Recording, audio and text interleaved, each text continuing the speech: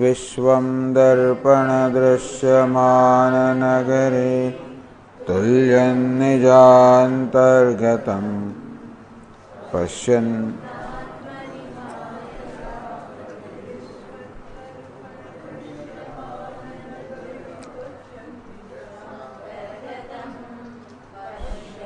आत्मनि मायया बहिर्भूतं यथा निद्रया यस्साक्षात् कुरुते प्रबोधसमये स्वात्मानमेवाद्वयं तस्मै श्रीगुरुमूर्तये नमः इदं श्रीदक्षिणामूर्तये वागीशायस्य वदने लक्ष्मीर्यस्य च वक्षसि यस्यास्ति हृदये संवित् तं नृसिंहमहं भजे। ॐ नमः परमहंसास्वादित चरणकमलचिन्मकरन्दाय भक्तजनमानसनिवासाय श्रीरामचन्द्राय सर्गविसर्गादि नवलक्षणलक्षितं श्रीकृष्णाख्यं परं धाम जगद्धाम नमामतं सच्चिदानन्दरूपाय विश्वोत्पत्त्यादिहेतवे तापत्रयविनाशाय श्रीकृष्णाय वयं नमः। यं प्रव्रजन्तमनुपेतमपेतकृत्यं यनो विरहकातर आजुहाव पुत्रेति तन्मयतया तरवोऽभिनेदुः तं सर्वभूतहृदयं मुनिमानतोऽस्मि। संसारसागरे मग्नं दीनं मां करुणानिधे कर्ममोहगृहीताङ्गं मामुद्धर भवार्णवात्। श्रीमद्भागवताख्योऽयं प्रत्यक्षः कृष्ण एव हि सीमया नाथ मुक्त्यर्थं भवसागरे मनोरथो मदीयोऽयं सफलः सर्वथा त्वया निर्विघ्नेनैव कर्तव्यः दासोऽहं तव केशव। शुकरूपप्रबोधज्ञ सर्वशास्त्रविशारद एतत्कथाप्रकाशेन मदज्ञानं विनाशय। जन्माद्यस्य यतोऽन्वयादितरतश्चार्थेष्वभिघ्नस्वराट् हृदय आदिकवये मुह्यन्ति यत्सूरयः तेजो वारिमृदां यथा विनिमयो यत्र त्रिसर्गो मृषा धाम्ना स्वेन सदा निरस्तकुहकं सत्यं परं धीमहि।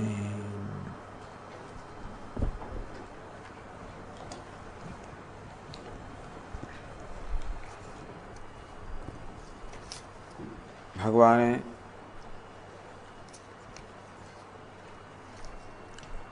ઉદ્ધવને પરમ તત્વનો ઉપદેશ કર્યો. તસ્માદ યુક્તેન્દ્રિયગ્રામ ચાલે છે. યુક્ત ચિત્ત ઇદમ જગત આત્મનિક્ષસ્વ. મળે હે ઉદ્ધવ, ઇન્દ્રિયગ્રામ યુક્ત, તારી સર્વ ઇન્દ્રિયોને તું એના પર પ્રભુત્વ પ્રાપ્ત કરીને એને કાબુમાં રાખીને, યુક્ત ચિત્ત તારા ચિત્તને પણ એકાગ્ર કરીને, ઇદમ જગત આત્મનિક્ષસ્વ, આ સમગ્ર જગતને આત્મામાં, તારામાં, સચ્ચિદાનંદમાં સમગ્ર જગતના દર્શન કર. આત્માનમય અધીશ્વરે, એ વાસ્તવમાં આત્મા એ જો ઈશ્વર છે એ પ્રકારે આત્મા અને ઈશ્વરના અભેદના દર્શન કર. અર્થાત જગત આત્માથી ભિન્ન નથી અને આત્મા બ્રહ્મ છે એ પ્રકારે જીવ જગતની ઈશ્વર આ સર્વના ઐક્યના દર્શન કર. ज्ञान विज्ञान संयुक्त आत्मभूत शरीरिणाम आत्मानुभव तुष्टात्मा नांतराय विहन्यसे। तो ज्ञान विज्ञान જ્યારે યુક્ત થશે અર્થાત જ્ઞાન ને વિજ્ઞાન, જ્ઞાન એટલે કે પરોક્ષ જ્ઞાન અપરોક્ષ જ્ઞાન બંને ધરાવશે, શરીરનામ આત્મભૂત ત્યારે તો જોશે કે વાસ્તવમાં જે કે દેહધારીઓ છે જીવો છે પરંતુ આત્મા છે, આત્મા અનુભવ તુષ્ટાત્મા એ પ્રકારે અપૂર્ણ આત્માના અનુભવ કારણે જેનું અંતઃકરણ સંતુષ્ટ રહ્યું છે એવો તો ન અંતરાય વિહન્યસે, કોઈ અંતરાય તારા માર્ગમાં આવશે નહીં. અંતરાય કરનાર જે હોય દેવતા એનું તો આત્મા હોવાના કારણે કોઈ તને અંતરાય નહીં કરે. દોષ બુદ્ધ્યા ઉભયાતીત નિષેધાન નિવર્તતે. ભગવાન જેના પ્રકારે જ્ઞાન વિજ્ઞાનથી સંપૂર્ણ સંતોષ છે અને પોતાના સ્વરૂપમાં બ્રહ્મનિષ્ઠ છે, એ કેવી રીતે આચરણ કરશે? તો આપણે જોઈશું કે એ પણ સત્કર્મનું આચરણ કરતો હોય છે મનુષ્ય અને દુષ્કર્મથી દૂર રહેતો હોય છે. તો શું ભગવાન એને પ્રયત્નપૂર્વક સત્કર્મનું આચરણ કરવું પડે અને દુષ્કર્મથી નિષિદ્ધ કર્મથી દૂર રહેવા પ્રયત્ન કરવો કે નહીં? બાધ્યતાનુવૃત્તિને કારણે ટૂંકમાં એ તો વાસ્તવમાં આ ગુણ અને દોષ બંનેથી પર છે. એ તો હું આ કરતા છું આત્માના જ્ઞાનમાં નિષ્ઠ છે, મારે એ તો કંઈ કર્મ કરતો જ નથી, પરંતુ અન્ય દ્રષ્ટિએ કર્મ કરતો જણાય તો પણ અજ્ઞાની પુરુષ હંમેશા સ્વાભાવિક સત્કર્મ જ કરતો હોય છે. અર્થાત એ આ સારું કર્મ કરવાથી મને આ લાભ થશે એનાથી પ્રેરાને કર્મ કર્યું છે નહીં, એ સ્વાભાવિક કરે છે. આ દુષ્કર્મ કરવાથી મને આવું અહિત નુકસાન થશે એથી દુષ્કર્મ મુક્ત રહેતો નથી, એ સ્વયં દુષ્કર્મથી સ્વાભાવિક મુક્ત હોય છે. સર્વભૂત સુરત એ પ્રાણી માત્ર શુભેચ્છક છે, શાંત એના મનમાં કોઈ પ્રકારનો વિક્ષેપ નથી, કોઈ સંઘર્ષ નથી, સમદ્રષ્ટિ હોવાને કારણે સંપૂર્ણ શાંત છે. જ્ઞાન વિજ્ઞાન નિશ્ચય કારણ કે જ્ઞાન અને વિજ્ઞાન નિશ્ચયમાં દ્રઢ છે. પશ્યન મદાત્મકમ વિશ્વમ એ જુએ છે કે સમગ્ર જગત વાસ્તવમાં ઈશ્વર સમગ્ર જગતનો આત્મા છે. ન વિપદ્યેત વય પુનઃ ફરી એના સંસારમાં પાછા ફરવાનું હોતું નથી. આમ ભગવાન બહુ મોટો ઉપદેશ કરી નાખ્યો ઉદ્ધવને. ઉદ્ધવ તું આ પ્રકારનો બની જા, કારણ કે હું એકવાર જઈશ એટલે આ જગતમાં કલિયુગ વ્યાપી જવાનો છે અને કલિયુગના પ્રભાવને કારણે લોકો બધા સામાન્ય અધર્મનું જ આચરણ કરનારા છે. માટે તો આ પ્રકારનું જ્ઞાન પ્રાપ્ત કર, નિષ્ઠા પ્રાપ્ત કર અને સમગ્ર પૃથ્વીમાં વિચરણ કર અને મારો સંદેશ બધે ફેલાવો.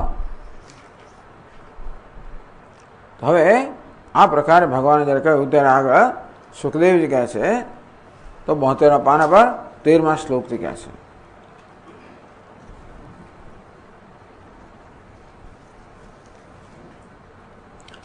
શ્રી શુક ઉવાચ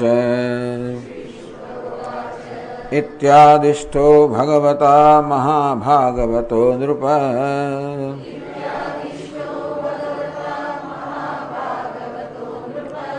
ઉદ્ધવ પ્રણિપત્યા તત્વજિજ્ઞાસુરચ્યુતમ.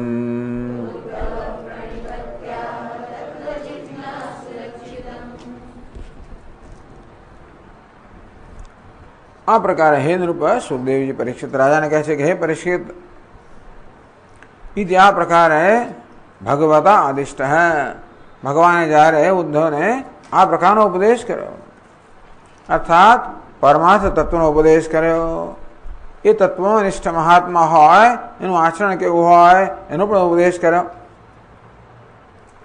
મહાભાગવત તો ઉદ્ધવજી તો ભગવાનના મહાન ભક્ત છે. ઉદ્ધવ પ્રણિપત્ય ભગવાનને પ્રણિપાત કર્યા અને આહ અચ્યુતમ આહ ભગવાન અચ્યુતને ઉદ્ધવે આ પ્રકારે કહ્યું. ઉદ્ધવ કેવો છે? તત્વ જિજ્ઞાસુ. આ પ્રકારે તત્વના સ્વરૂપનો ભગવાનનો ઉપદેશ કર્યો, એ તત્વજ્ઞાનિષ્ઠ મહાપુરુષનો ઉપદેશ કર્યો, બહુ સંક્ષેપમાં ઉપદેશ કર્યો. આમ અત્યંત સંક્ષેપમાં ભગવાન કહેવાના કારણે વિસ્તારથી જાણવાની જિજ્ઞાસા જન્મે. તે પણ આપણે કદાચ આવું સાંભળ્યું તો ભાઈ છોડો, હવે આગળ બીજું કંઈક કહો. પણ નહીં, તો મહાભાગવત અર્થાત ભગવાનનો મહાન ભક્ત તો છે, સાથે ભગવાનને પ્રાપ્ત કરવાના સાધનમાં પણ નિષ્ઠ છે. અને તેથી ઉદ્ધવ જે મહાત્મા છે એને સ્વાભાવિક રીતે જ આ ઈશ્વર માટે, પરમાત્મા માટે પ્રેમ છે. વાસ્તવમાં શ્રી કૃષ્ણ જ્યારે એ પરમ તત્વનું નિરૂપણ કરતા હોય ત્યારે પોતાનું નિરૂપણ કરી રહ્યા છે. ઉદ્ધવને ભગવાન કૃષ્ણ અત્યંત પ્રેમ છે, માટે એ પરમ તત્વને પ્રેમ છે. એટલા જ માટે એને જિજ્ઞાસા, જાણવાની ઈચ્છા જન્મી. એ ઈચ્છાથી પ્રેરાઈને ભગવાન અચ્યુતને ઉદ્ધવજી આ પ્રકારે કહ્યું. પછી આગળ કહે છે, હવે ગુરુ ઉપસદનમ. તો ઉદ્ધવજી ભગવાન કૃષ્ણ જે ગુરુ છે એ ગુરુનો આશ્રય લે છે, એમને શરણાગત થાય છે. તદ્વિધિ પ્રણિપાતેન પરિપ્રશ્નેન સેવયા. ઉદ્ધવજી ભગવાનની સેવા તો કરતા જ આવ્યા છે. પ્રણિપત્ય, ભગવાનને પ્રણિપાત કરીને એ પરિપ્રશ્ન કરે છે. તો સેવા તો ઉદ્ધવજીમાં છે આ પ્રણિપાત અને પરિપ્રશ્ન. ભગવાન કહે કે જિજ્ઞાસુએ આચાર્ય પાસે જઈને પ્રણામ કરવા જોઈએ, એમને શરણાગત થવું જોઈએ, એમનો આશ્રય લેવો જોઈએ, એમની સેવા કરવી જોઈએ, એમને વશ કરી લેવા જોઈએ, એમને ખુશ કરવા જોઈએ. અને પછી એ ખુશ થાય ત્યારે એમને યોગ્ય પ્રશ્ન કરવો જોઈએ.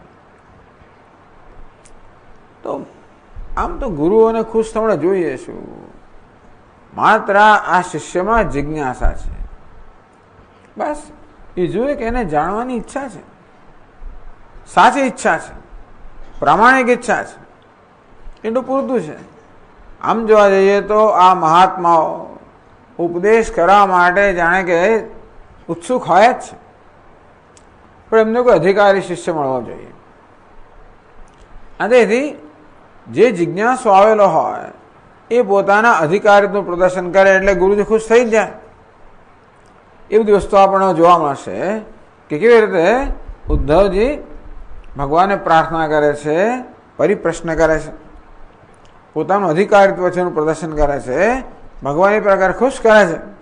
આ રીતે ભગવાન પાસેથી ઉપદેશ પ્રાપ્ત કરે છે. વાસ્તવમાં હવે તો અવધૂત ઉપાખ્યાન આવવાનું છે, એની આ બધી ભૂમિકા રચાઈ રહી છે. તો ઉદ્ધવ કહે છે, ઉદ્ધવ ઉવાચ યોગેશ યોગ વિન્યાસ યોગાત્મન યોગ સંભવ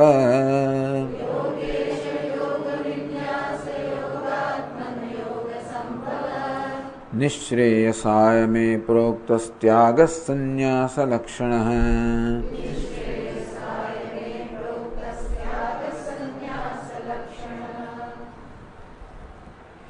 ભગવાનને 4 નામથી સંબોધન કરે છે. હે યોગેશ, યોગ ફલદાયન. ભગવાન આપ તો યોગના ઈશ્વર છો, નિયંતા છો. અર્થાત સાધકો જે કે યોગ કરતા હોય એનું ફળ પ્રદાન કરનાર આપ છો. યોગનો અર્થ કર્મયોગ પણ કહેવાય, ભક્તિયોગ પણ કહેવાય, અષ્ટાંગ યોગ પણ કહેવાય. યોગ એટલે સાધન. કોઈ કર્મરૂપી સાધન અપનાવે, કોઈ ભક્તિરૂપી સાધન અપનાવે, કોઈ ચિત્તની એકાગ્રતા રૂપી સાધન અપનાવે. આ પ્રકારે જે સાધન અપનાવનારા સાધકો છે એમના યોગનું ફળ પ્રદાન કરનાર ભગવાન છે, માટે એમને યોગેશ કહેવામાં આવ્યા. યોગ વિન્યાસ યોગ વિદામ ન્યાસ નામ અધિગોપ્ય. તો યોગ વિન્યાસ, આ યોગના જાણકાર છે એમની જાણે કે ગુપ્ત મૂડી ભગવાન છે. ભગવાન કેવા છે? આ યોગના જાણકારોની ગુપ્ત મૂડી છે. આ યોગના જાણકારો છે વાસ્તવમાં એ યોગ મૂડી ભગવાન પાસેથી પ્રાપ્ત કરતા હોય છે. યોગ વિન્યાસ અથવા યોગ વિન્યસ્યતે ક્રિયસ્મિન સહ, અથવા તો જેમાં યોગી લોકો પોતાના ચિત્તને એકાગ્ર કરે છે એવા ભગવાન. યોગાત્મન, યોગેશ આત્મન. બધા યોગીઓના હે આત્મા છો આપ. યોગ સંભવ, બધા યોગ છે એનો સંભવ અર્થાત ઉત્પત્તિ સ્થાન આપે છે. આ પ્રકારે આ ચાર સંબોધન કરે છે. એમ કહીને વાસ્તવમાં ઉદ્ધવજી કહે છે કે ભગવાન આપે હમણાં સંક્ષેપમાં જે પરમાર્થ તત્વનો ઉપદેશ કર્યો એની કોઈ યોગ્યતા મારા, આપ તો આવા છો એટલે યોગ આવો ઉપદેશ કરો. નિશ્રેયસાય મેં પ્રોક્ત ત્યાગ સંન્યાસ લક્ષણ, એ ભગવાન આપે તો આ સંન્યાસનું લક્ષણ છે એવા ત્યાગનો ઉપદેશ કર્યો. તારી બધી ઇન્દ્રિયોને કાબુમાં લઈ લે, તારા ચિત્ત પર પ્રભુત્વ પ્રાપ્ત કર અને સર્વત્ર વાસ્તવમાં આત્માનું દર્શન કર અને આત્મા બ્રહ્મ જે પ્રકારનું દર્શન, આ બધો આ મહાન ત્યાગ થયો ને. જો જગતમાં ઈશ્વરના દર્શન કરવા હોય તો જગતના નામ રૂપમાં સત્યતાનો ત્યાગ કરવો પડે. સર્વત્ર ઈશ્વરનું દર્શન ક્યારે થાય? ઈશ્વર છે એવું નથી કે આપણે ઉત્પન્ન કરવાનો છે, જે છે ઈશ્વર જ છે. તો દર્શન ક્યારે થાય? આપણે હમણાં તૈયાર થઈએ ત્યારે. તો આ ઈશ્વર તો આ બધા સત્વ રજસ તમસ આ ત્રણ ગુણોનો વેશ ધારણ કરીને પ્રગટ થયો છે. એ વેશમાં જ્યાં સુધી સત્ય બુદ્ધિ હોય ત્યાં સુધી વેશના પહેરના દર્શન ન થાય. તો સત્વ રજસ તમસ આ નામ રૂપ બધા છે એ વેશમાં જયારે મહત્વ બુદ્ધિ જતી રહે, ત્યારે એવી જાતની ચિંતા, એવી જાતની કોઈ પ્રકારની ચિંતા રહે જ નહીં કે કોઈ ગણતરી રહે જ નહીં. આ સારો છે, ખરાબ છે, કેવો છે, કઈ ગણતરી જ ના રહે. સ્ત્રી છે, પુરુષ છે, કઈ જ્ઞાતિ છે, ઊંચો છે, નીચે, કશું મહત્વનું જ નથી. જેની દ્રષ્ટિમાં આમાંની કોઈ વસ્તુ મહત્વ નથી, કારણ કે આ તો બધો માત્ર વેશ જ છે. ભિખારી હોય, રાજા હોય, પ્રધાન મહત્વનું નથી. આ મહાન ત્યાગ છે ને. આમ આ નામ રૂપનો વેશનો ત્રણેય ગુણ, જે નિસ્ત્રય ગુણ્યો ભવાર્જુન, આ ત્રણેય ગુણથી ઉપર ઉઠીએ જ્યારે ત્યારે ભગવાન દર્શન થાય. એ ભગવાન આત્મા છે. તો પોતાના અહંકારનો ત્યાગ કરવો પડે. હું દૂર રહીને ભગવાનના દર્શન કરો એક વાત છે, પરંતુ વાસ્તવમાં આ હું પણાનો ત્યાગ કરીએ ત્યારે જ એ પરમાત્મા સાથેના ઐક્યના દર્શન થાય. મહાન ત્યાગ છે. અજ્ઞાનમાં મહાન ત્યાગ આવી ગયો. ટૂંકમાં વાસ્તવમાં ત્યાગ જ એક સાધન છે. કોઈ પણ તમે કર્મયોગ કહો, ભક્તિયોગ કહો, અષ્ટાંગ યોગ કહો, જ્ઞાન યોગ કહો, જે કંઈ કહો, ભલે યોગ કહેવામાં આવ્યો જોડવાનું, પણ વાસ્તવમાં તો ભગવાન જોડાવાનું તો છે નહીં. ભગવાન મારો આત્મા હોવાને કારણે જે કઈ વસ્તુ મારા માર્ગમાં આડા આવતી એનો ત્યાગ.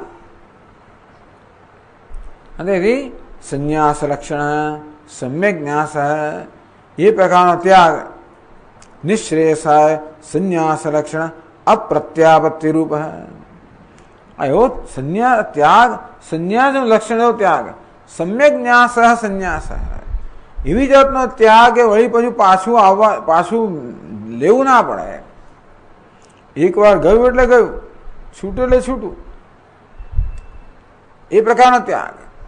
ઘણી વાર આપણે આપી દઈએ, આમ પેલા નાના છોકરા આપી દે પછી મારું ચલાવ પાછું આપી દે, અથવા તો ક્યારેક છોડી દીધું હોય ખરું તો મનમાં વસવસો રહી જાય, ક્યારે જતું રહ્યું, જો આપી દેવું પડ્યું, જો છૂટી ગયું, મનમાં વસવસો રહી જાય, મનમાં કંઈક ખોટ ચાલે, એવું નહીં. અથવા છોડ્યા પછી વળી પાછું આપણે પકડી લઈએ, એવું પણ નહીં. સંન્યાસ સમ્યક ન્યાસ, જે ફરી પાછું મેળવવાનું નથી, એ પ્રકારનો ત્યાગ ભગવાન આપણે મને શીખ્યો.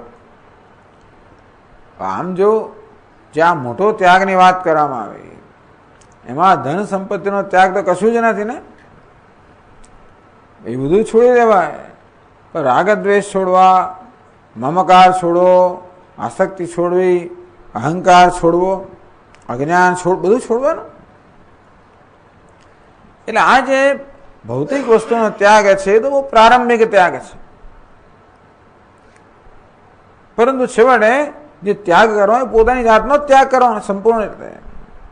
આમ તો એ પ્રકારનો ત્યાગ એટલે જે ત્યાગ કર્યા પછી વસ્તુ યદ્ગત્વા ન નિવર્તન્તે, જે પ્રાપ્ત કર્યા પછી પાછા ફરવાનું નથી.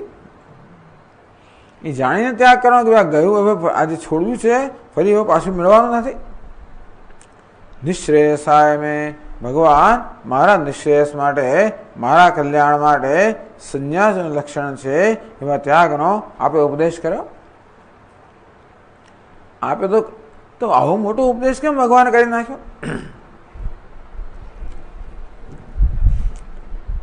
કારણ કે આ મહારાજ આ જે ઉપદેશ આપે કર્યો એ મારી સામે જોઈને નથી કર્યો, આપની સામે જોઈને કર્યો છે. ઘણીમાં મોટો દાનવીર હોય એ દાન કરે તો જેને મળવાનું જેને સામે પોતાની રીતે દાન કરે. પોતાનું જે પ્રકારનું મહત્વ હોય, પોતાનું ગૌરવ આપણે વર્તીએ તો આપણા ગૌરવ પ્રમાણે વર્તીએ ને. તે રીતે ભગવાને આજે ઉપદેશ કર્યો એ કઈ ઉદ્ધવને જોઈને નથી કર્યો. પોતે યોગેશ, યોગ વિન્યાસ, યોગાત્મન, યોગ શાસન, યોગ સંભવ, આવી રીતે ભગવાન જે અત્યંત મહાનતા ધરાવનારા છે એટલે એમણે મહાન ઉપદેશ કરી નાખ્યો. મહારાજ આપે તો આપની તરફ જોઈને ઉપદેશ કર્યો, મને ધ્યાનમાં રાખી નથી કર્યો. તેથી ભલે મારા કલ્યાણ માટે મહાન ઉપદેશ કર્યો તો ખરો, પરંતુ હું કઈ આ પ્રકારના ઉપદેશની યોગ્યતા ધરાવતો નથી. કેમ નહીં ધરાવતા? તો કહે છે પછીના શ્લોકમાં,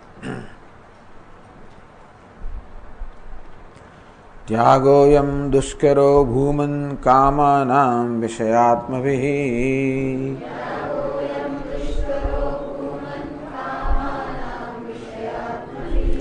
સુતરામ ત્વયિ સર્વાત્મન ભક્તૈરિતિ મે મતિઃ.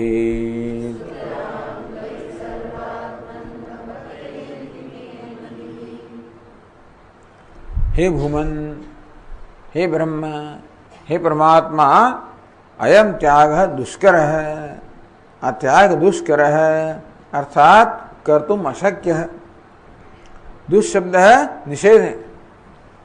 दुष्कर એટલે કરવો કઠિન છે નહીં, અશક્ય જ છે. જે પ્રકારનો ત્યાગ આપે કહે ભગવાન એ ત્યાગ તો અશક્ય છે. કોના માટે અશક્ય છે? તો કહે છે કામાનામ અયમ ત્યાગ દુષ્કર. આપે ભગવાન આ કામનાઓનો ત્યાગ કર્યો. કામ શબ્દનો અર્થ બંને થઈ શકે, વિષયોનો ત્યાગ અને ઈચ્છાઓનો ત્યાગ. તો ઈચ્છા એટલે રાગ દ્વેષનો ત્યાગ. આ વિષયોનો ત્યાગ કરવો, રાગ દ્વેષનો ત્યાગ કરવો, આ બધું બહુ અઘરું છે મહારાજ. કોણ અઘરું છે? વિષયાત્મભિઃ. વિષયાસક્ત ચિત્તૈ. વિષય આત્મા એટલે ચિત્ત. જેમનું ચિત્ત વિષયની અંદર લાગેલું છે તો વિષયાસક્ત ચિત્ત, વિષયોમાં જેનું આસક્ત ચિત્ત આસક્ત છે એવા મનુષ્ય વડે મહારાજ આ પ્રકારનો ત્યાગ કરવો અશક્ય છે.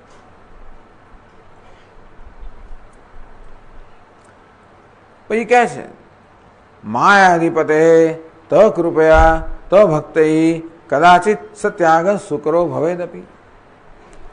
એવું છે ને કે આ બધાનો આ માયાનો ત્યાગ કરવાનો છે. ખરેખર તો ભગવાન આપ તો માયાના અધિપતિ છો, તેથી કદાચ આપની કૃપા થાય તો આપના ભક્તો આ માયાનો ત્યાગ કરી શકે. જાતે કરો તો બહુ મુશ્કેલ છે, પણ ભગવાનની કૃપા થાય તો ભગવાન માયાના અધિપતિ હોવાના કારણે એમની કૃપાથી કદાચ શક્ય છે કે આપના ભક્તો આ બધો ત્યાગ કરી શકે. ભક્ત સુતરામ તો એ સર્વાત્મન અભક્ત.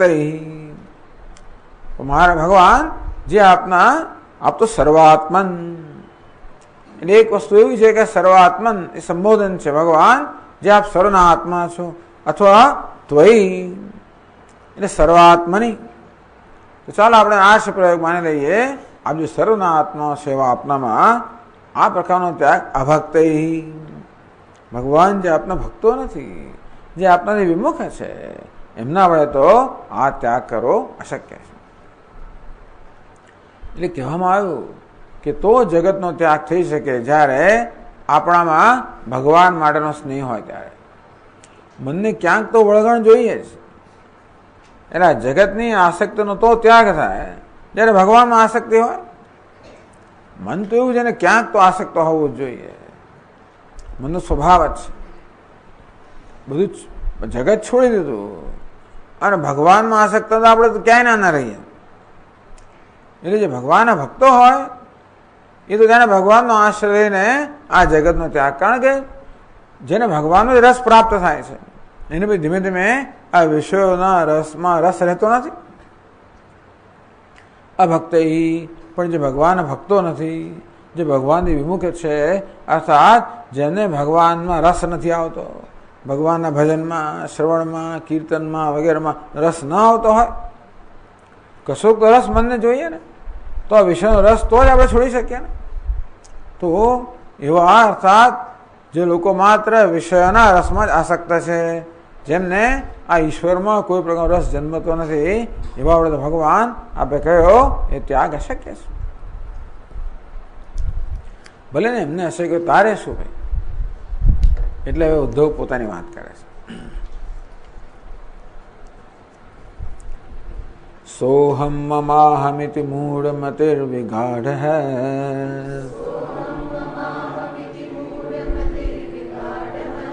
ત્વન્માયયા વિરચિતાત્મનિસાનુબંધે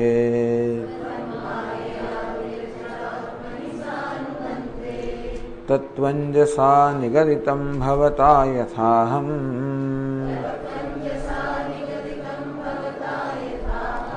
સંસાદયામિ ભગવન્નનુષાદિ ભૃત્યમ.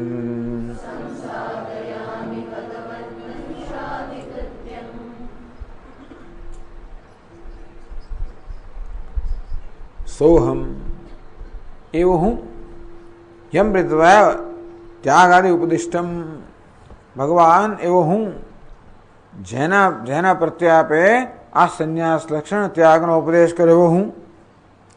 મારે ઉપદેશ તો મને કર્યો પણ મને જોયા વગર કર્યો. મમાહમ હતી ગૂઢમતિ મૂઢમતિ, ભગવાન તો મૂઢમતિ છે. સોહમ મૂઢમતિ મોહિત ચિત્ત, ભગવાન મારું ચિત્ત તો આ માયામાં મોહિત થઈ ગયું છે. અહમ મમ આ હું છું, આ મારું છે. એમના મોહ એટલે કે આ હું છું, આ દેહ હું છું અને દેહ સાથે સંકળાયેલા બધા મારા છે. મૂઢમતિ નિગાઢ હૈ, હું તો બરોબર સારી રીતે વિગાઢ હૈ, અંદર ડૂબી ગયેલો છું.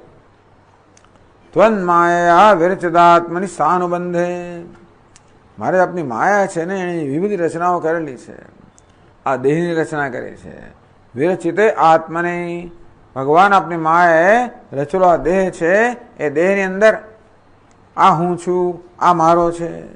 સાનુબંધે, આ દેહ સાથે બંધાયેલા, પત્ની હોય, પુત્ર હોય, ઘર બાર હોય, સંપત્તિ હોય, સત્તા હોય, પ્રતિષ્ઠા હોય, આ બધાની અંદર આ હું, દેહમાં હું, આ બધા મારું.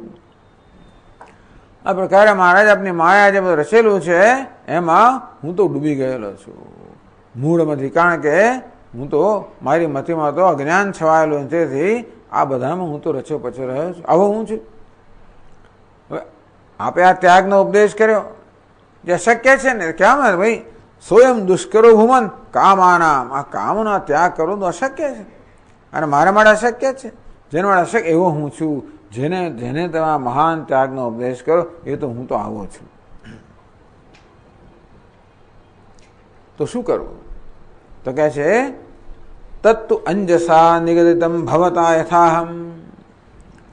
ભગવાન જે આપે મને કહ્યું, આજે હમણાં તત્વનો ઉપદેશ કર્યો, આ ત્યાગનો ઉપદેશ કર્યો, સંન્યાસનો ઉપદેશ કર્યો, તો ભવતા નિગદિતમ જે આપે કહ્યું, યથાહમ અંજસા સંસાધયામિ, એ ત્યાગ અને તત્વજ્ઞાન અંજસા સરળતાથી સુખેન સાધયામિ, હું સરળતાથી મહાન પરિશ્રમ વગર હું એ સિદ્ધ કરી શકું. અનુસાદી ભૃત્યમ, ભગવાન એ પ્રકારનો ઉપદેશ કરો.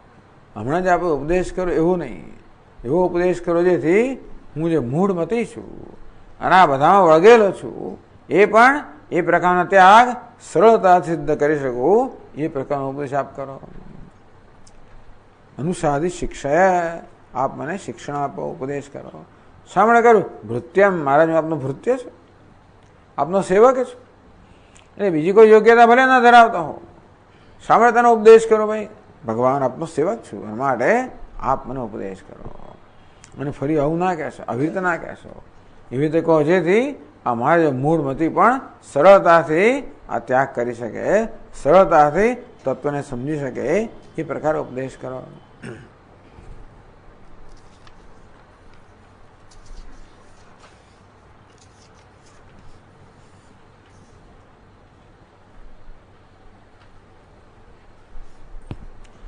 મયા સંક્ષેપ, ભગવાન એમ કે મયા સંક્ષેપત ઉક્તમ, ચાલો મેં તને સંક્ષેપમાં કહી દીધું છે. વિસ્તરસ્તુ અન્યાન પૃચ્છે, ભાઈ તું બીજાને પૂછી લે. મેં જે સંક્ષેપમાં કહ્યું એને વિસ્તારથી જાણવા માટે હવે બીજાને પૂછી લે. એટલે એના ઉત્તરમાં ઉદ્ધવ કહે છે સત્યસ્ય તે સ્વદૃશ આત્મન આત્મનોન્યમ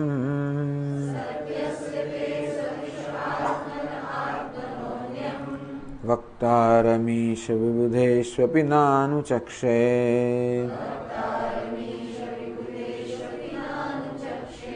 સર્વે વિમોહિતધિયસ્તવ માયયે મે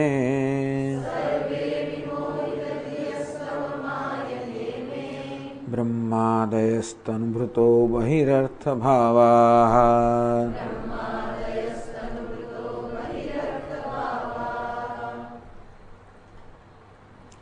મહારાજ આપના સમાન મને કોઈ વક્તા દેખાશે? વક્તા પિતા નૃંગનોન્ય તમારા મહારાજ આપના જો વક્તાઓને જેમ નચિકેતા પણ કે આપ જ અહીંયા છો, પછી હું બીજા પાસે શું કામ જાઉં? અહીં કહે છે કે મહારાજ આપના જો વક્તામાં કોઈ મળવાનો નથી. સત્યસ્ય તે, પહેલા તો આપ સત્ય સ્વરૂપ છો. સત્ય એટલે ત્રણેય કાળમાં જેનો બાધ ના થાય એવા આપ સત્ય સ્વરૂપ છો. સ્વદૃશ આત્મન, આ સત્યસ્ય સ્વદૃશ આત્મન, આ ત્રણ શબ્દોનો પ્રયોગ થયો. આ ત્રણે છઠ્ઠી વિભક્તિમાં છે. ટીકાકાર કહે છે કે આ બધા એક કર્મણી અર્થાત આ બીજી વિભક્તિમાં છે એવું સમજી લેવાનું. આપ જે સત્ય સ્વરૂપ છો, સ્વદૃશ, સ્વદૃશ એટલે સ્વયં દૃક, તે સ્વયં પ્રકાશ છે. આત્મન એટલે કે જે આત્મા છો, તો આપ સત્ય સ્વરૂપ છો, સ્વયં પ્રકાશ છો અને સર્વનો આત્મા છો. પછી બીજો આત્મન, એ આત્મન જે છે એને વળી પાછી દ્વિતીય વિભક્તિ લેવાનો. આત્મન એટલે આત્માનમ મામ પ્રતિ, તો એ ભગવાન મારા પ્રત્યે અન્યમ વક્તા રમીશ વિબુધેશ વિનાનુચક્ષે. હે ભગવાન, જે આપ સત્ય સ્વરૂપ છો, સ્વયં પ્રકાશ છો, પરમાત્મા છો, એવા આપના આ તત્વનો ઉપદેશ મારા પ્રત્યે કરે એવો મને કોઈ દેખાતો નથી. ચલો ભાઈ, તને મનુષ્યમાં કોઈ ના દેખાતો હોય આ તત્વનો ઉપદેશ કરનાર, તો દેવતાઓ પાસે જા. તો કે નહીં, વિબુધેશુ અપી નાનુચક્ષે, આ દેવતાઓની અંદર પણ, આમાં દેવતાઓમાં પણ મને આ તત્વનો ઉપદેશ કરે એવું કોઈ જણા, બધા લોકોનો અહીંયા બાદ બાકી કરી નાખ્યા, છેદ ઉડાડી દીધો. કેમ ભાઈ? સર્વે વિમોહિત ધિય બ્રહ્માદેવ બી, અરે બ્રહ્માજી વગેરે દેવતાઓ છે, તો જા એમની પાસે ઉપદેશ માટે પ્રાર્થના કર કે બ્રહ્માદેહ તનુભૃત, આ બ્રહ્માજી વગેરે દેવતાઓ હોય જે દેહ, બધાની ઉપાધિ તો છે જ. તનુભૃત દેહ ધારણ કરનારા અર્થાત દેહમાં અહંભાવ ધરનારા. એટલે બ્રહ્માજીના આ પ્રકારના અભિમાન બ્રહ્મા છું, ઇન્દ્રના અભિમાન ઇન્દ્ર છું, રુદ્રના અભિમાન રુદ્ર છું. તનુભૃત અર્થાત પોતાની ઉપાધિમાં અહંભાવ ધરાવનારા. બહિરર્થ ભાવા, જો આ પુરાણમાં દેવતાઓનું બહુ અવમૂલ્યન થઈ ગયેલું છે. આ દેવતાઓ કેવા છે? બહિરર્થ ભાવા, આ બહારના જે અર્થ છે, વિષયો છે, એને સત્યતા આપનારા છે. ટૂંકમાં આ બધા દેવતાઓ પણ પોતાના કામમાં એવા રત થઈ ગયા છે કે એમને એટલે આ પરમાર્થ તત્વ જે છે ને એના જ્ઞાનની મહત્વ રહ્યું નથી. બ્રહ્માજી સર્જન કરવામાં પડેલા જ છે, અને એની ચિંતન કર્યા કરે, નવું નવું સર્જન કેમ કરવું, શું કરવું, એના ચિંતન રત છે. પરંતુ આ પરમાર્થ તત્વ જે છે ને એમાં રત નથી. રુદ્ર પણ બસ રાહ જો કે ક્યારે પ્રલય આવે ને ક્યારે હું મારું કામ કરું, અથવા તો ભાઈ જ્યારે આ કઈ વસ્તુઓનો ઉપયોગ પૂરો થયો અને નાશ કેમ કરું, સંહાર કેમ કરું, એમાં પડેલા છે. બ્રહ્માજી સર્જનમાં પડેલા છે, રુદ્ર તો કે સંહારમાં પડેલા છે, ઇન્દ્ર છે બધા નિયંત્રણમાં પડેલા. ઇન્દ્ર બધા નિયંતા છે. બધી જગ્યાએ ધર્મ સચવાવો જોઈએ, અધર્મ ન ચાલે અને દંડ થવો જોઈએ. આ બધું કરવામાં, આ કઈ જગતને આવી રીતે સંચાલન કરવામાં કેટલો બધો સમય જોઈએ ને. આ બધા દેવતાઓ પોતપોતાના સ્થાનની અંદર, ટૂંકમાં પોતપોતાના સ્થાનનું, પોતાની ઉપાધિનું, પોતાના સ્થાનનું અભિમાન ધરાવનારા કે હું બ્રહ્મા છું, હું રુદ્ર છું, હું ઇન્દ્ર છું વગેરે. અગ્નિ કહો, સૂર્ય કહો, વાયુ કહો, આ બધા દેવતાઓ મહાન છે. છતાં પણ પોતાની ઉપાધિમાં અને પોતાના પદમાં અહમભાવ ધરાવતા હોવાના કારણે ખૂબ બધું એમને કામ કરવાનું છે. બહિરર્થ ભાવ, આ જગતને સત્યતા આપનારા છે. એવું હોવાના કારણે સર્જનને સત્યતા આપે, પેલા પ્રલયને સત્યતા આપે, પેલા નિયંત્રણને સત્યતા આપે, બધાને સત્યતા આપનારા છે. એક વાર અમે સત્યતા આપી પછી તો એમાં ફસાયા જ છો, પછીનો અંત નથી. જગતમાં કોઈ વસ્તુને સત્યતા આપી કે આ તો કરવું જોઈએ, આ તો મારે કરવું પડે, આ કરવાને કારણે હું મહાન છું. ટૂંકમાં આત્મજ્ઞાન સિવાય બીજી કશી વસ્તુમાં માણસને મહાનતા જણાય તો પછી એનું ધ્યાન ખેંચી જ લેવાનું છે. કામનો તો કોઈ અંત જ નથી. એક કામ કરેલા આપોઆપ એ કામના અનેક પાસાઓ તમારી સમક્ષ આવે. એક કામ પૂરું કર્યા પછી તમે થાય ચાલો પછી બીજું કામ રાહનું ઉભેલું જ હોય. આ રીતે માણસ એક પછી એક વસ્તુમાં રત જ રહે. એટલે બ્રહ્માદયોપી વિમોહિત ધ્યેય, આ બ્રહ્મા વગેરે દેવતાઓ પણ એમની બુદ્ધિ પણ મોહિત થઈ ગયેલી છે. માયા ઇમે બ્રહ્મા, મહારાજની માયા કેવી છે તો કે ભગવાન આપ એક જ માયાના અધિપતિ છો. તુલસીદાસજી મહારાજે ઘણું કહેલું છે કેવી રીતે આ માયા બધાને નચાવનારી હોય છે. આ બ્રહ્માજી બધા દેવતાઓને પણ આપની માયા નચાવનારી હોય છે. તેથી એને કારણે એ લોકો મોહિત થઈ ગયા છે. અને તેથી વિભુદેશુ આપી, આ દેવતાઓમાં પણ આપના સમાન કોઈ વક્તા હોય એવું મને ન અનુચક્ષે, મને દેખાતું નથી. પણ આપત મને ઉપદેશ કરે. ભગવાન કે તું જા, આવે મેં કહી દઉં તને જે કહેવાનું મેં કહી દઉં. સમજ ના પડે બીજાને જઈને પૂછ, સંક્ષેપમાં કહ્યું વિસ્તારથી. મહારાજ જે મેં શ્વેત કેતુને કહ્યું તો ગુરુજીને પૂછી આવ્યો છું કે જે તત્વ જાણવાથી બધું જણાઈ જાય, મારે જોયું કે હોતું હશે તો કે હોય. જેમ માટીને જાણવાથી બધા ઘડાઓ જણાઈ જાય તેવી રીતે. એટલે શ્વેત કીધું મહારાજ મને પિતાજીનો પાછો મોકલશે. એટલે કહી દીધું એણે, હું નથી માનતો ગુરુજીના જ્ઞાન હોય, હોત તો મને કહ્યું જાત ને. નથી કોઈ માટે એ નહીં જાણતા હોય, મને આપ જ કહો. એવું તે એટલે એવું છે ને કે કોઈકનું મહત્વ વધારવા માટે આપણે બીજાનું અવમૂલ્યન કરી દેતા હોઈએ છીએ. આમ ભગવાન પાસેથી ઉપદેશ પ્રાપ્ત કરવો બરોબર છે. એને કારણે આ બ્રહ્માજી વગેરે દેવતાઓ તો બધા વિમોહિત ધ્યેય, બધાની બુદ્ધિ તો મૂળ થઈ ગયેલી છે, માયામાં ફસાયેલા છે, કાર્યમાં ફસાયેલા છે, જગતના પદાર્થ સત્યતા આપનારા છે. એના માટે ભગવાન આપના સમાન કોઈ વક્તા હોય તો મને ક્યાંય જણાવવા માટે આપ જ મને ઉપદેશ કરો.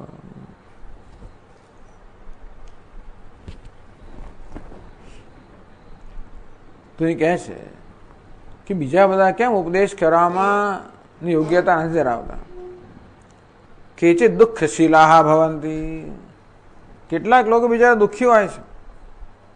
આ તત્વનો ઉપદેશ કરવાની યોગ્યતા ધરાવવાનું કારણ નથી. કેમ? કારણ કે કેટલાક કેવા હોય છે, દુઃખી હોય બિચારા. એ વળી આનંદ સ્વરૂપ આત્મા ઉપદેશ શું આપી શકે? કેચિત સેવિતા ફલ કાલે વિનશ્યંતી, કેટલાક લોકો બિચારા નશ્વર હોય. તમે એની સેવા કરો પણ જ્યારે ફળ આપવાનો સમય આવે, ભગવાન કહે છે ને પ્રણિપાત કરો, પરિપ્રશ્ન કરો, સેવા કરો, ખુશ કરો. એ કહે પ્રસન્ન થાય ત્યારે પછી તમને ઉપદેશ કરશે, ત્યાં સુધીમાં તો પતી જાય. એવું થાય ઘણી ભગવાને. એટલે કહે છે ભાઈ કેચિત સેવિતા ફલ કાલે વિનશ્યંતી, સેવા કરીએ ફળ આપવાનો સમય આવે ત્યારે કેટલાક નષ્ટ થઈ જાય, અર્થાત નશ્વર છે. કેચિત અજ્ઞા, કેટલાક પાસે મહાન આશા લઈને ગયા હો તમે, પણ નીકળ્યા જ્ઞાની, અને તેથી એ કેમ જ્ઞાનનો ઉપદેશ કરી શકે. કેચિત રક્ષણે અસમર્થા, કેટલાક લોકો રક્ષણ કરવામાં સમર્થ ના હોય. તમે આશ્રય લીધો હોય, આશ્રય કોનો લેવો જોઈએ? જે રક્ષણ કરવામાં, પાલન કરવામાં સમર્થ હોય. એ ન કરી શકે તો આશ્રય નકામો જાય.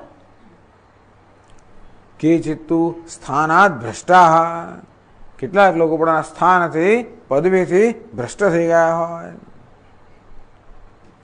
બહુ મહત્વનું છે. એટલે ગુરુ કેવા હોવા જોઈએ, તો ઉપદેશ કઈ યોગ્યતા કોણ ધરાવનારા છે. એટલે ભગવાનને ભિન્ન ભિન્ન સંબોધન, બધા ભગવાનના ભિન્ન વિશેષણો દ્વારા કહે છે કે ભગવાન આ વેક્ષો છે, આ બધી મુશ્કેલીથી મુક્ત છે. એ વાત પછીના શ્લોકમાં કહે છે. તસ્માદ ભવંતમનવદ્યમનંત પારમ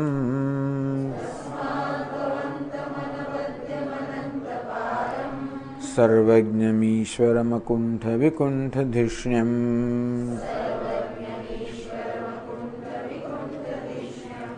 નિર્વિણ્ણધીરહુમહવૃજિનાભિતપ્તઃ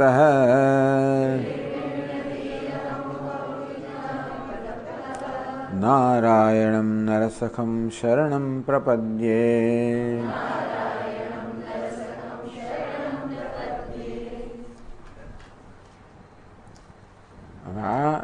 હમણાં મેં ત્રીજી પંક્તિ વાંચી ને, નિર્વિણ્ણધીર હું હવ, એ હને હા ઉપર ભાર દીધો તો ખોટી વાત છે. કારણ કે આ વૃ જે છે એ જોડાક્ષર નથી, એટલે હ પણ જો એવું ભાર ન દઈએ તો એ છંદ બેસે ને એવું છે. એટલે અહીંયા આ છંદની અંદર આ એક જરાક થોડોક દોષ રહી ગયો છે. એટલે હ હ્રસ્વ હોવા છતાં પણ, એટલે વૃ હ્રસ્વ હોવા છતાં પણ જાણે કે જોડાક્ષર હોય એ રીતે ગણીને હ પર જ્યારે ભાર દઈએ તો જ આ છંદ બરોબર બેસે. ઉક્તા વસંત તિલકા તમજા જગૌગહ, આ વસંત તિલકા છે. એ દરેક છંદનો પેલો નિયમ હોય કે ક્યાં લઘુ ને ક્યાં ગુરુ ને શું હોવું જોઈએ. એટલે આ જગ્યાએ ખરેખર ગુરુ હોવો જોઈએ, ત્યાં લઘુ છે તો એને ગુરુ માનીને એ પ્રકાર ઉચ્ચારણ કરવું. એ તો જાણે કે પ્રસંગોપાત કહેવામાં આવ્યું.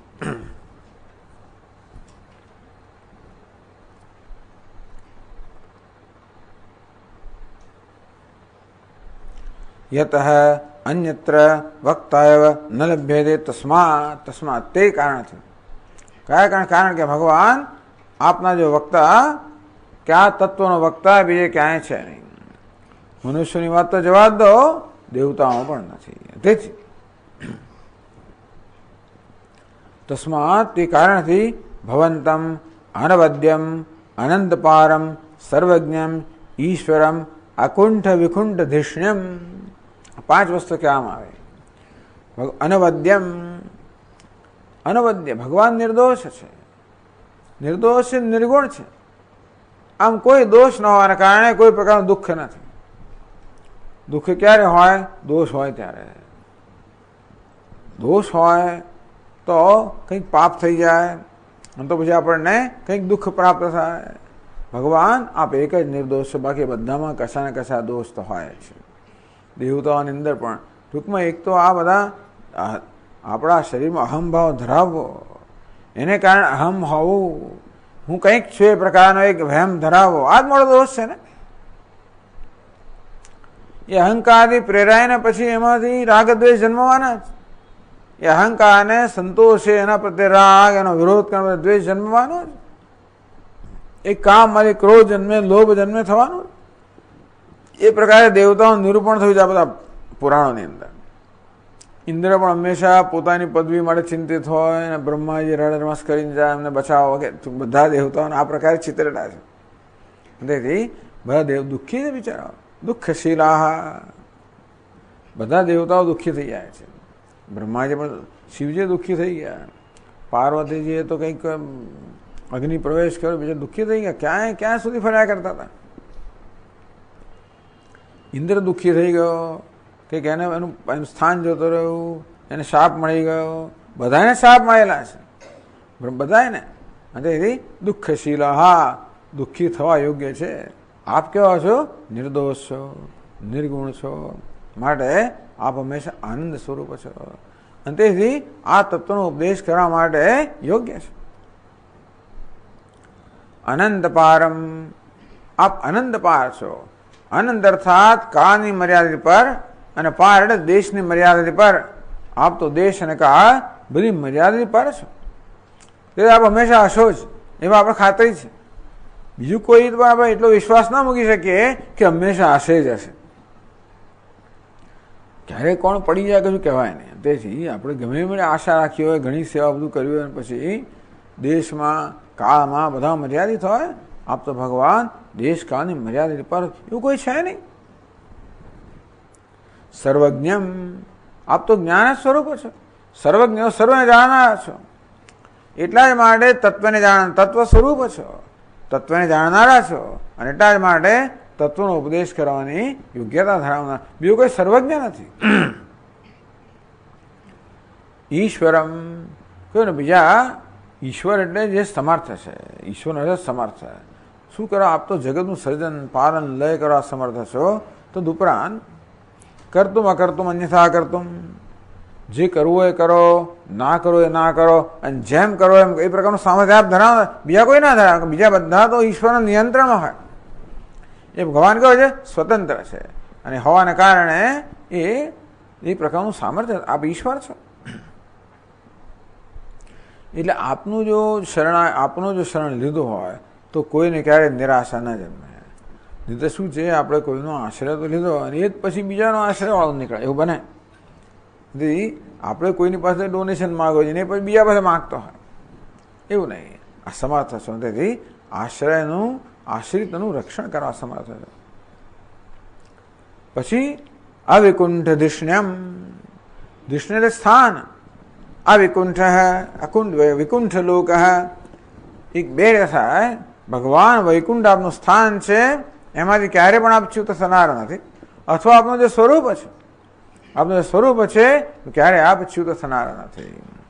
આપ પોતાના સ્થાનથી, પોતાના સ્વરૂપથી, પોતાના ધર્મથી, પોતાની મહત્તામાંથી ક્યારે પણ ચ્યુત ના થાઓ, એવા પોતાના સ્થાનમાં સતત જે નિષ્ઠ છો. એટલે ક્યાં તો કોઈ દુઃખી હોય, ક્યાં તો અજ્ઞાની હોય, ક્યાં તો પછી આશ્રિતનું રક્ષણ અસમર્થ હોય, ક્યાં તો પછી પોતાના સ્થાનથી ભ્રષ્ટ હોય, ક્યાં તો નશ્વર હોય. આ બધા પ્રકારની મર્યાદાઓ ધરાવનાર આ બધા જ છે જગતની અંદર. તેથી આ તત્વનો ઉપદેશ કરનાર વાસ્તવમાં આપના સિવાય કોઈ જ નથી ઉગ્યો. એટલે આ બધા વિશેષણો વાપરીને ઉદ્ધવજીએ પહેલા તો સિદ્ધ કર્યું કે આ તત્વનો ઉપદેશ કરવા આપ જ એક યોગ્યતા ધરાવનારા છો, અને માટે આપે જ ઉપદેશ કરવો જોઈએ. ચલો ભાઈ, તને ઉપદેશ કરો ખરો, પણ શું કરો? તને શું કામ ઉપદેશ કરો ભાઈ? તો કે નિર્વણનદી અહમુહ, અથવા અહો એમ કહેવાય. એવું કદાચ બીજું રીડિંગ હોય, પાઠ હોય તો વૃજનાભિતપ્ત. મહારાજ, ઉપદેશની યોગ્યતા હું ધરાવનારો છું. નિર્વણનદી, મને વૈરાગ્ય જન્મ્યો છે. કેમ વૈરાગ્ય જન્મ્યો? વૃજનાભિતપ્ત. વૃજન એટલે પાપ, આ સંસાર. આ સંસારના અનેક પ્રકારના સંતાપથી હું સંતપ્ત થયેલો છું, એટલે વૈરાગ્ય જન્મ્યો છે. એવું છે ને ઘણી વાર કે માત્ર પેલા વિવેકથી, બુદ્ધિથી વૈરાગ્ય જન્મ્યો ને એ પછી કદાચ ટાકે નહીં.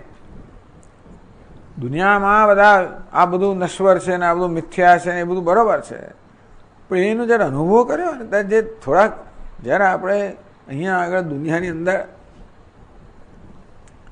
કેટલાક ફટકા ખાધા હોય, પેલું બાળક નામ આપણે એને સમજાવીએ કે જો પેલા અડકવા દીવો છે, આ તો હું ને હું બધું સમજાવીએ ખરા, પેલો એ કહે ખરો, આ જતે વળી પર જાય ખરો, કાંઈ પેલું આકર્ષણ ગયું નથી. એ અડકે ને દાજે, પછી એ જ કહે ઉહુ, પછી કોઈ જવાનું નથી, પછી આપણે ના કહેવું પડે, એ જ કહેવું. તેવી રીતે આ દુનિયાની અંદર જ્યાં સુધી અનુભવ નથી કર્યો ત્યાં સુધી માણસોને કંઈ આકર્ષણ રહી જતું હોય છે. હજી આ હશે પેલું, અને તેથી અનુભવ જ્યારે કર્યો હોય અને ખબર હોય કે આ શું વસ્તુ છે, બરાબર સંતાપ જન્મ્યો હોય, ત્યાર પછી મન કોદળો પાછું ના જાય. એટલે ભગવાન આ રીતે હું તો આ જગતના બધા સંતાપથી અત્યંત સંતપ્ત છું. દુર્વાર સંસાર દવાગ્નિ તપ્તમ દૌધુયમાન દુરદુષ્ટવાતૈ ભીતમ પ્રપન્નમ પરિપાહે મૃત્યો શરણ્યમન્યદહમ ન જાને. વિવેક ચોડામણીએ કહ્યું, આ સંસાર દાવાના જે છે ચારે બાજુ અગ્નિ છે, અને એ વન જે ચારે બાજુ અગ્નિ છે એમાં હું ફસાઈ ગયેલો છું. પછી મારું પ્રારબ્ધ એવું છે ને કે પવન એવો છે કે આ બધી લપટો મારી તરફ જ આવે. ચાલો કે આગ લાગી હોય છતાં પણ એને દિશા એવી હોય કે આગની જવાબ બીજે જતો બધી મારી તરફ આવે છે. દુરદૃષ્ટવાદ ભીતમ પ્રપન્નમ પરિપાહી મૃત્યો. ભગવાન આ મૃત્યુથી મારું રક્ષણ કરો, અત્યંત ભયભીત છું, આપને શરણે આવેલો છું. શરણ્યમન્યત ત્વદહમ, તમારા સિવાય અન્ય કોઈ શરણ મને દેખાતો નથી. અહીંયા પણ ઉદ્ધવજી કહે છે નિર્વિણ્ણમહમ નિર્વિણ્ણધિ અહમ. તો મારી બુદ્ધિમાં આ પ્રકારે વૈરાગ્ય જન્મેલો છે. આમ તો નિર્વેદનો અર્થ એમ કહેવાય કે હું નાસીપાસ થઈ ગયો, એવું પણ કહેવાય. તો કે માણસ નાસીપાસ થઈ ગયો, આ જગતના અનુભવોથી મેં બહુ જોયો મહારાજ, તેથી બસ હવે મને એની અંદર કોઈ પ્રકારનો રસ રહ્યો નથી. પણ નિર્વેદનો અર્થ એવો કરવામાં આવ્યો મને વૈરાગ્ય. કારણ પેલો ખાલી દુઃખથી આપણે જઈએ તો વળી ક્યાંક સુખ દેખાય તો વળી પાછું મન જતું રહે. પરંતુ વૈરાગ્ય અર્થાત રાગ અને દ્વેષ બંનેથી મુક્ત થયો છે.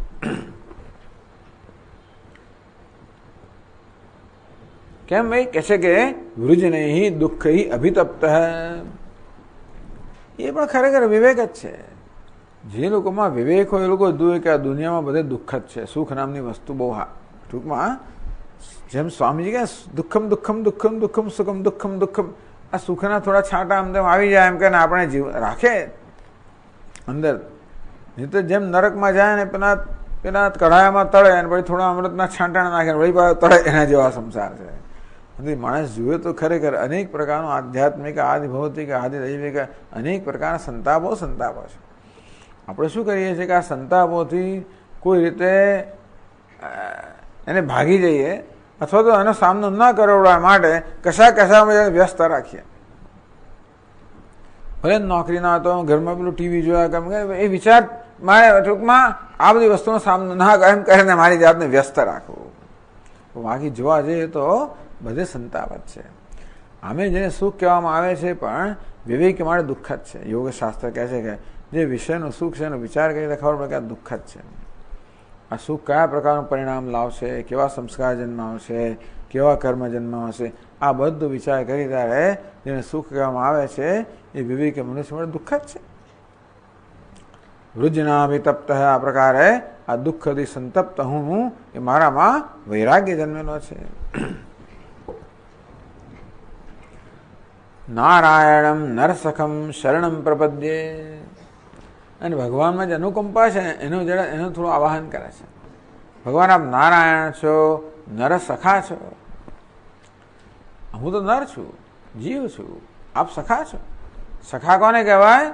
જે હંમેશા જીવનું હિત ઈચ્છનારા હોય, જીવને એટલે પોતાના ભક્તો માટે અવતાર ધારણ કરનારા હોય, ભક્તો પ્રત્યે હંમેશા અનુકંપા દર્શાવનારા હોય, ભક્તોની બધી જરૂરિયાત પૂરી કરનાર એ આપ છો. હે નારાયણ, હે નર માત્ર અનુગ્રહાય અવતીર્ણમ. માત્ર મનુષ્ય કે જીવાત્મા જે છે એના પર અનુગ્રહ કરવા માટે અવતીર્ણ થયેલા છો. તેથી હે નારાયણ, આપ તો નારાયણ છો, સર્વના આત્મા છો, સર્વના સુહૃદ છો, નર સખા છો. માટે હે ભગવાન, હું આપને પ્રપન્નમ, આપને શરણાગત થયો છું, આપ મને ઉપદેશ કરો. આ પ્રકારે ગુરુ બહુ સુંદર કહેવામાં આવ્યું. ગુરુ ઉપસદનમ. ઉદ્ધવજી કેવી રીતે ગુરુજીને શરણાગત થયા. અને હવે શ્રી કૃષ્ણ જે છે એ ઉપદેશનો પ્રારંભ કરશે. જે અવધૂત ઉપાખ્યાન એ કહેવાના છે, એની વળી બાજુ ભૂમિકા રચશે. પછી અવધૂત ઉપાખ્યાન જે છે એનો ઉપદેશ કરશે. આપણે પછી જોઈશું. ઓમ પૂર્ણમદ પૂર્ણમિદમ પૂર્ણાત પૂર્ણમુદચ્યતે पूर्णस्य पूर्णमादाय पूर्णमेवावशिष्यते। ॐ शान्ति शान्ति शान्तिः।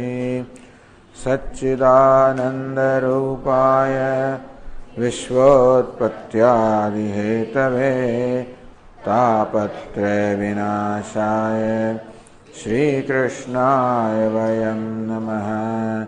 जन्माद्यस्य यतोऽन्वयादितरतश्चार्थेष्वभिघ्नस्वराट् तेने ब्रह्महृदाय आदिकवये मुह्यन्ति यत्सूरयः।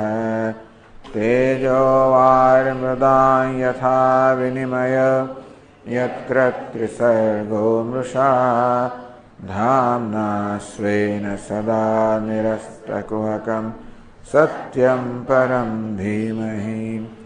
ॐ शान्ति शान्ति शान्तिः। श्रीगुरुभ्यो नमः। हरिः ओम्।